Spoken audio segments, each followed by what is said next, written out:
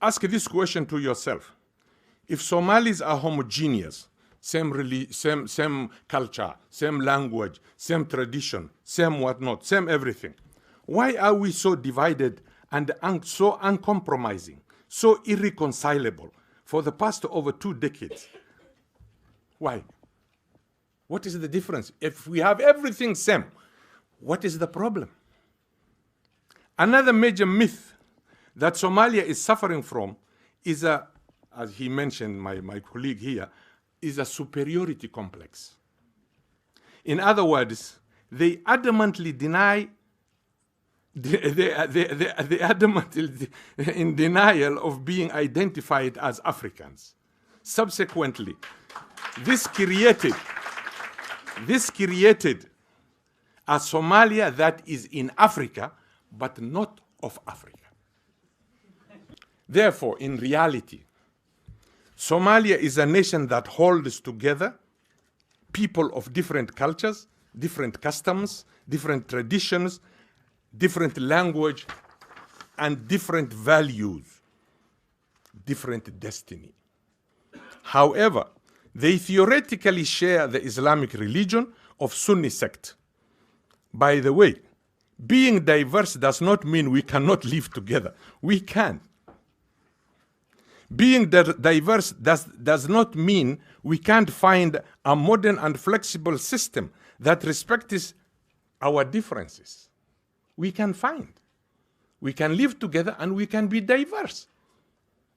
There are countries like Tanzania, Kenya, Uganda. They have 50 tribes. They have 50 languages. And they are a nation. They are intact. They are together. They are working. So why do you deny my language? Why do you impose on me your language? Why? If you want to kill a society, I have seen this in the US and Canada, you first take away the language. When you want to kill a culture, you take away from them the language. Then that culture is dead. You know why?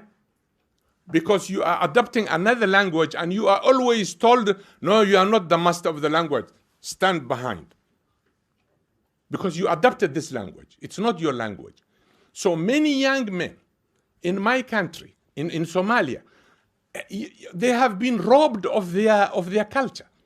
I was in primary, I don't know if we have time to finish this. I was in a primary school. I went to register. There's this old man that came, he's a Rahawin. Wrongly called Rahawin, but they are Rewin. There is no Rahawin. He came to register his son at the same school. Me, I was already registered, but we are just standing there. So he doesn't speak another language. He speaks only the Rewin language. Is that a crime? So the headmaster, he said, I want my son to be registered. I am here. I was living somewhere else, so I moved now here in this area. This school is near to my children. I want to be registered. And listen what the headmaster answered. He says, "War Somali baan wax u la'nahay."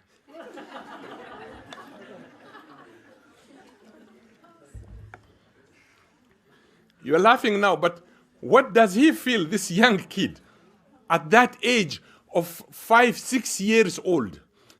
So if I tell you the historical background of what happened to me and what happened to my brother, which he all registered, his book is called Unearthing Apartheid in Somalia. You can't believe. When my brother graduated from primary, all the teachers, all the parents were invited there, and my brother was number 1 in the school. The headmaster was Ustad Abdullah. He was half Arab. And Ustad Abdullah, then children are given their certificate, they called their name, and the parents are there. My brother was called, and he went to get his certificate because he scored all 100. 100, 100, 100, 100. So the headmaster said, This is the kind of student we want. This is the kind of student who will help tomorrow the country, the whatnot and whatnot.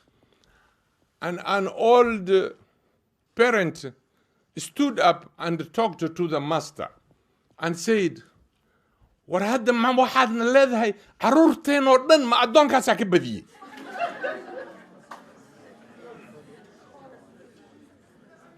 I knew you will not like it.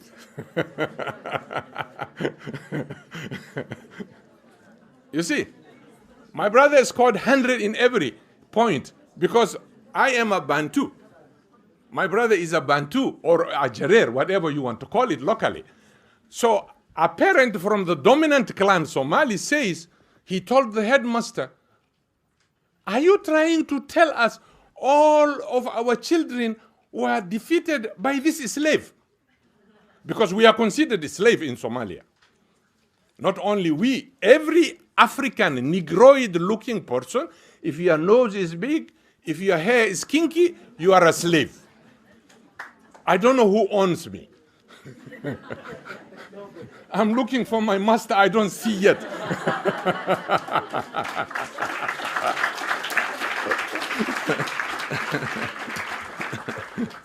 I would argue that an overwhelming number of Somali intellectuals are simply university and college graduates.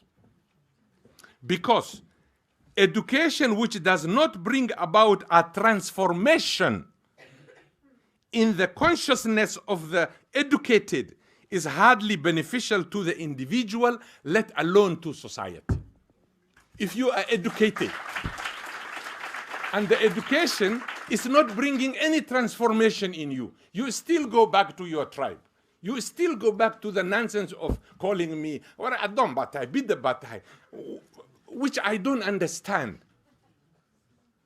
You see, but like now I'm not called Adon because I'm a professor. Everybody knows there's a little resource around me.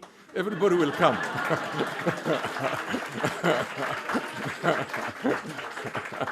Now I'm removed from Adon to Adonhood.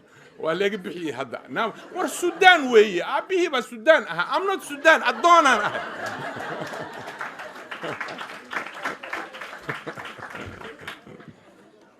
So therefore here I think the Chinese proverb I picked is very handy here, is useful.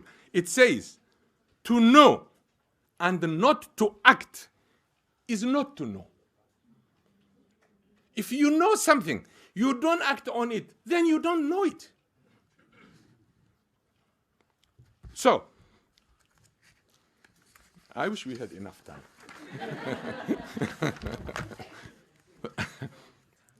Now, this is the, where I come to the character, which I think Burhan, most of it he covered. I thank him. It's the first time I met him, and I heard about him and I read, but I never met him. The character of a nomad or a pastoralist is to disdain agriculture.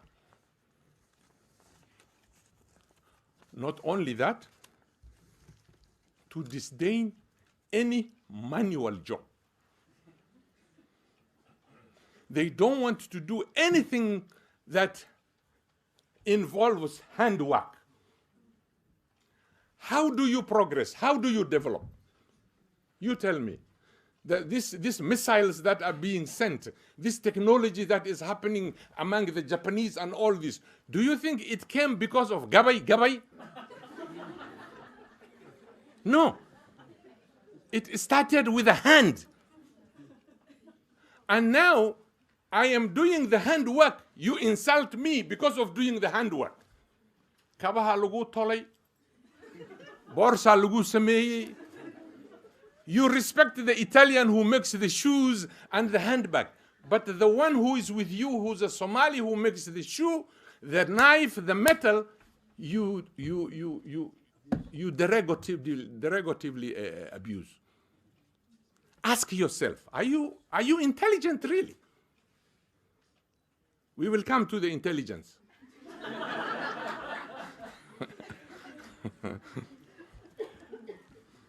So we leave that one there. Now, Somalis fit in Africa. There's a book, there's an article we wrote in a book, me and my brother. It's called Who is an African? I removed a clause from that article which we published in that book. Somalis deny Africanity. They do not want to be identified as African. They want to be Arabs. And the Arabs are pushing them. There's a dilemma here. You see, there's identity crisis here now.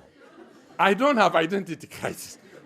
I'm an African, and there are so many Africans in Africa. I don't have identity crisis. You can call me whatever you want. But I have identity. You do not have identity now because the Arabs have refused you. They are telling you, ya Abid. And you're better off to accept me as your brother rather than going to an Arab.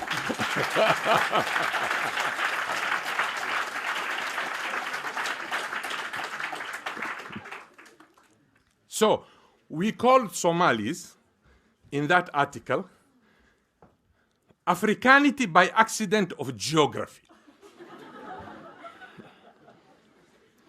This group consists of those who happen to be in Africa without their wish to be there.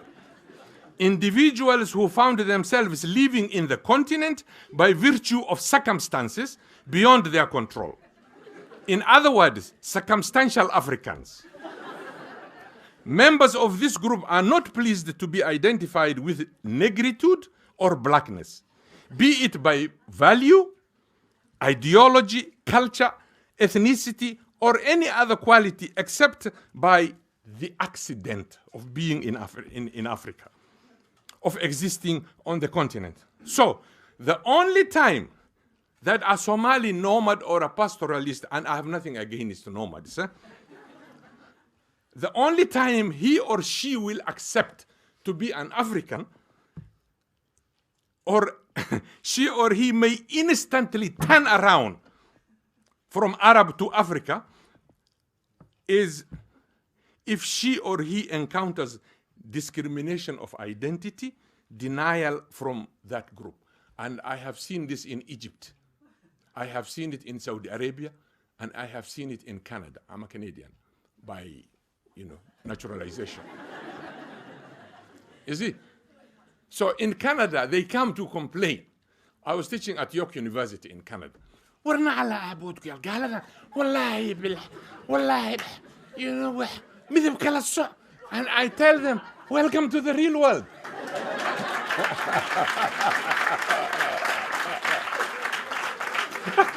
Yes, welcome to the real world. Because I have training for discrimination. You gave me. Back home, you gave me that training. To me, this piece of cake.